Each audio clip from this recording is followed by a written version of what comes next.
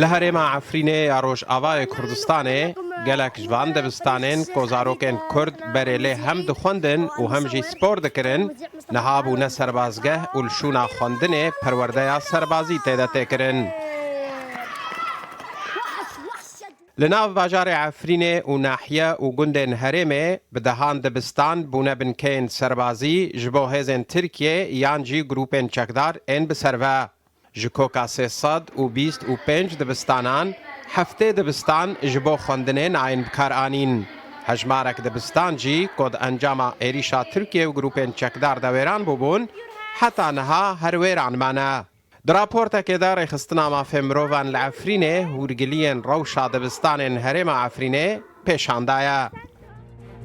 Li nav bajarê Efrînê heşt dibistan bûne binkeyên serbazî ji bo hêzên Tirkiye û grûpên çekdar.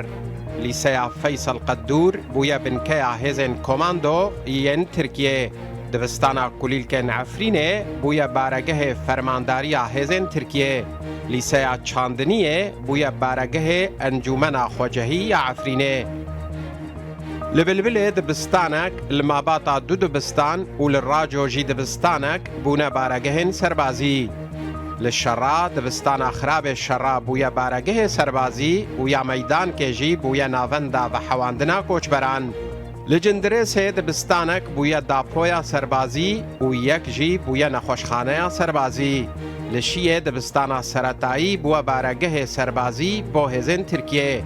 Heta niha nêzî 45 dibistanên herêmê wêran kirîmane.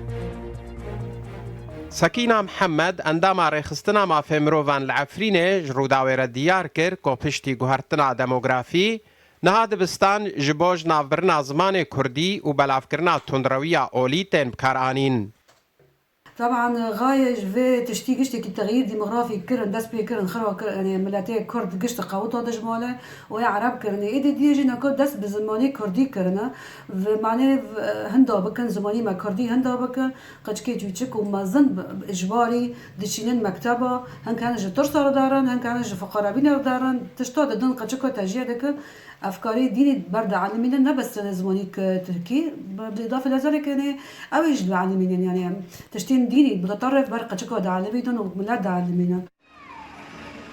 جبلی کو هێزên Tirkiye û grûpên çekdar dest danîne ser hejmarek dibistan û wekî baregehên serbazî û kargerî bikartînin, hejmarek dibistan wekî zindan jî ji aliyê wan hêzan ve tên bikar anîn. Her wiha navê hejmarek dibistan jî hatine guhertin û li ser tevahiya dibistanan ala Tirkiye tê bilindkirin û zimanê Tirkî jî di hemû qunaxên xwendinê de hatiye sepandin. Hüseyin Umer, Rûdaw.